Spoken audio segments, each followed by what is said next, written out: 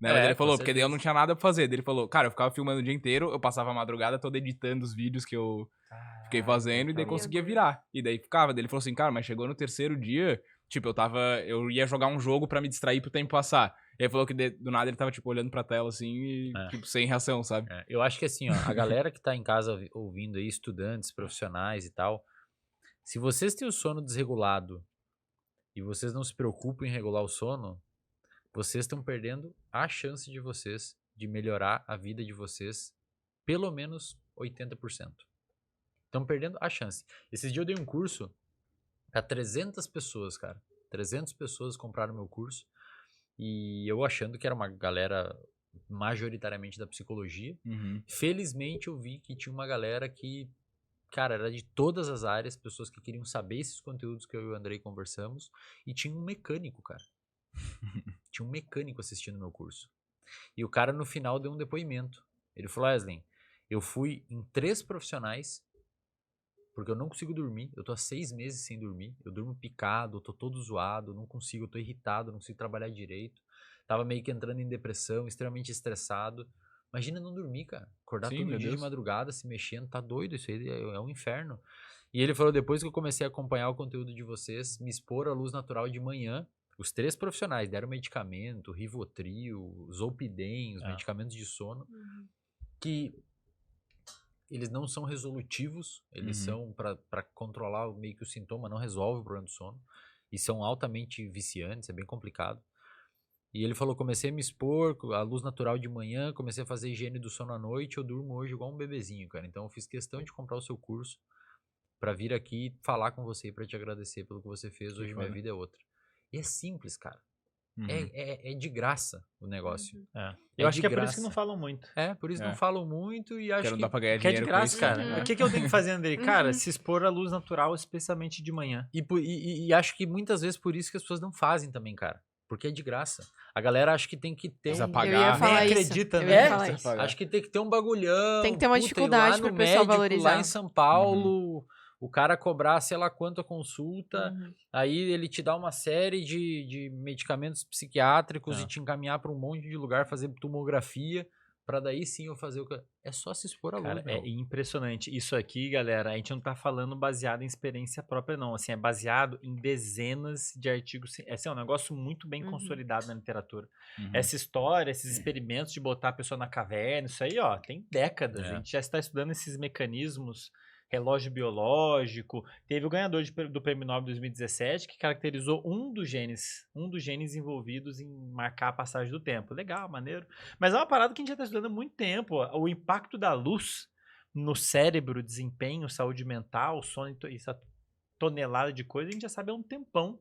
E eu fico, de coração, eu fico chocado de não ver isso sendo mais falado por aí. Parece que só tá a gente falando, mais um ou outro, assim. Talvez por isso que vocês também estejam se destacando pra caramba. E é tipo, Pode e ser é uma cenário, né, parada pior assim que que tá ali, cara. É uma coisa de. E as pessoas mandam mensagem assim. Eu não Pô, fazia passei em ideia. psiquiatra, passei não sei o que lá. Se eu ninguém me morresse falou antes esse do negócio de luz. podcast, em 24 anos eu nunca tinha... Você não ia saber Não. que a luz tinha esse poder. Não. E assim, e é legal, mas assim, que fique claro, né, gente? Não é uma energia esotérica. É a luz estimulando células que tem no olho que avisam o cérebro que o dia começou, o dia acabou.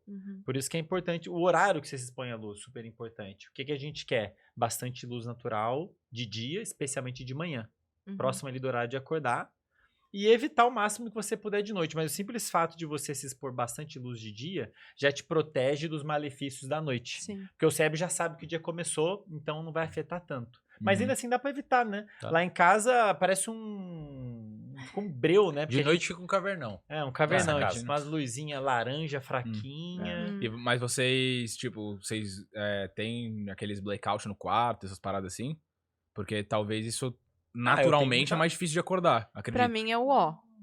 Eu durmo com a janela um pouquinho aberta pra de manhã já tá Ótimo. motivada. Porque Pô, senão... Isso é ótimo. Isso é ótimo. Isso é E ótimo. acordou, abriu a janela, que Isso eu é não ótimo. Eu consigo. durmo na Mas escuridão. então você já tá fazendo. Não, o que mas é dormir na necessário. escuridão não tem problema. É até bom dormir na escuridão. Só que quando você acordar, tem que se expor à luz natural. Entendi. E, pô, às vezes é 15 minutos, uma caminhada. Cara, e é impressionante, assim, se você... Tomar café da manhã na sacada, sei lá. Ou senão, eu sempre coloco minha mesa de trabalho na frente da janela. Você se expor o máximo que você puder. Ficar perto, não precisa, deve ter que ficar olhando o sol. Não, fica perto da janela. Você tem um aplicativo no celular que a gente comenta muito, chama Lux Light Meter. Tem vários nomes. Light Light Meter, né? Medidor de luz. Que as pessoas podem usar para medir a quantidade de luz. Pega o celular, põe ele aqui na altura do seu olho, clica e você vê a quantidade de luz chegando no seu olho. Só de você estar virado para a janela, em comparação a de costas para a janela, muda completamente. Pensa assim, ó. E tem que ser no olho. Tipo, tem que pegar as células luz. que estão detectando a presença de luz e afetando o seu cérebro, elas estão no olho, sim. Então, assim, não é luz na pele, que também é importante para a produção de vitamina D, aquela história toda. Mas, então a gente vê muita gente falando de luz, vitamina D, mas pouca gente fala de luz no olho. Pensa assim, ó, esses genes relógio que foram caracterizados aí, que um cara ganhou em 2017 o Prêmio Nobel e tal, eles estão no núcleo. Vocês não precisam saber esse nome, mas só para vocês, se um dia quiserem pesquisar alguma coisa, vocês ouviram de nós aí, vocês podem botar no Google. Então, no núcleo pra eu falar nos próximos episódios do podcast, se alguém falar alguma coisa. Exato. Eu vi isso aí. Então, no núcleo chamado núcleo supraquiasmático. Núcleo supraquiasmático. É um núcleo que está num lugar do seu cérebro chamado de hipotálamo. Ele tá mais ou menos entre as duas orelhas lá no meio, né? É um dos que a gente falou que se tiver lesão, já era. Isso daí. E o tal Você de ferrou. já era. Ferrou. Ele controla a sua fome, sua libido, sua energia, sua homeostasia do corpo de uma maneira geral, seu cortisol, etc. Esse núcleo tá lá. Seu sono e vigília, seu sono e seu alerta. Isso é importante também, né? O ciclo circadiano, a galera muitas vezes, ó, olha aqui, ó, tá nessa câmera aqui? Essa galera aí que fica falando, não, eu não vou dormir para ser produtivo. É um ciclo chamado de sono e vigília. Quando você arruma o seu ciclo circadiano, você fica mais alerta também durante o dia. Não é só dormir. O oposto também acontece. Se você dorme bem, você fica muito mais alerta, muito mais focado e muito mais produtivo. O sono é um puta hack de produtividade. Galera pergunta, o que eu posso tomar para melhorar a concentração? Sono. Dormir bem. Dorme bem. Vai parecer que você tomou um copo d'água antes de dormir. Pensa assim, ó. O núcleo supraquiasmático está no hipotálamo, lá no meio do cérebro. Ele tem um reloginho interno que funciona num ciclo de 24 horas, mas o seu núcleo supraquiasmático não sabe que hora que é no dia. E a gente tem uma janela para o nosso cérebro, que são os nossos olhos. Então, cara, você tem que avisar o núcleo supraquiasmático, tipo, é de noite. Cassinos, por exemplo, não tem janela, cara. E eles fazem isso de forma malandra. Por quê? A pessoa fica ali, a pessoa sai de madrugada e fala, caraca, tá noite. Por quê? Porque o cérebro não tá recebendo informação que é noite. O mesmo funciona para os shoppings também? Que a gente tem essa sensação, né? Uma luz bem forte, né, nos shoppings. Mas se eu não me engano, até a do shopping não se equipara à luz natural em intensidade. Porque...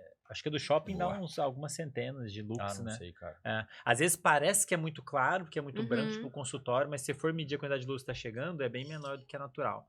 A natural, cara, uma vez eu medi no Rio com meu filho, acho que deu tipo 100 mil lux. Mirando pro sol, né? Mirando pro sol, esses dias ali na UFSC eu medi deu 54 mil. É muita diferença, assim. E o nosso cérebro ele tá preparado para isso. Ele foi projetado nesse cenário de muita luz. É porque a gente vive numa sociedade hoje que é muito fácil se avacalhar, a gente não se expõe à luz. Cara, eu por causa da pandemia, velho, tipo, eu tive uma queda de qualidade da minha visão. Forte, assim, porque, tipo, de ficar o dia inteiro na frente do computador, trabalhando dentro de casa, num espaço pequeno, tipo, saio muito menos na rua do que eu saía antes, tipo, não pego nem o carro pra dirigir, pra ir até algum lugar que tu tá olhando pra fora, assim, né? Não, isso daí, cara, muito, assim. A galera acha que dormir é perda de tempo. É um contínuo, né? A forma como você vai dormir depende do que você fez quando estava acordado. E o que você vai fazer acordado depende de como você dormiu. É um processo contínuo. Se você tirar parte do sono, você está prejudicando o que quer que você vai fazer quando você estiver acordado. E aí você começa a ficar num ciclo. Olha como é bonito isso. Quer dizer, não é bonito, é bonito do ponto de vista cientificamente. Do ponto de vista de comportamento. Você dorme mal. Aí vou pedir escusas aqui que eu vou precisar fazer uma explicação um pouco mais longa. Vai lá. Na psicologia, você tem uma coisa que a gente chama de crenças centrais, na psicologia cognitiva. Crenças centrais são, resumidamente, são ideias que a pessoa tem sobre ela, sobre o mundo e sobre o futuro. Muito comumente, um exemplo para vocês, o paciente deprimido, ele tem uma crença central ou seja, uma ideia dele, dos outros do futuro, de, por exemplo, incapacidade. Uhum. O paciente se acha incapaz, se acha insuficiente, etc, etc. E essa crença é como se fosse uma lente que faz com que o paciente enxergue o mundo por meio daquela lente. Então, qualquer coisinha no dia a dia, o paciente fica detectando para ver se aquilo justifica a crença ou não. Então, é muito comum um paciente, por exemplo, já atendi pacientes, empresários, 200 funcionários que se achavam incapazes de fazer alguma coisa profissionalmente. Tipo, você tem todo um background factídico que mostra que o cara não é incapaz e ele se acha incapaz. Só que essa crença, às vezes, ela se ativa tanto por pequenas coisas que o cara erra numa reunião, erra um PowerPoint, erra um relatório, e essa crença começa a se ativar, se ativar, se ativar. Por incrível que pareça, a pessoa que dorme mal, por isso que a gente começa no sono, ela tem um déficit de atencional, tem um déficit de memória, tem um déficit de controle emocional.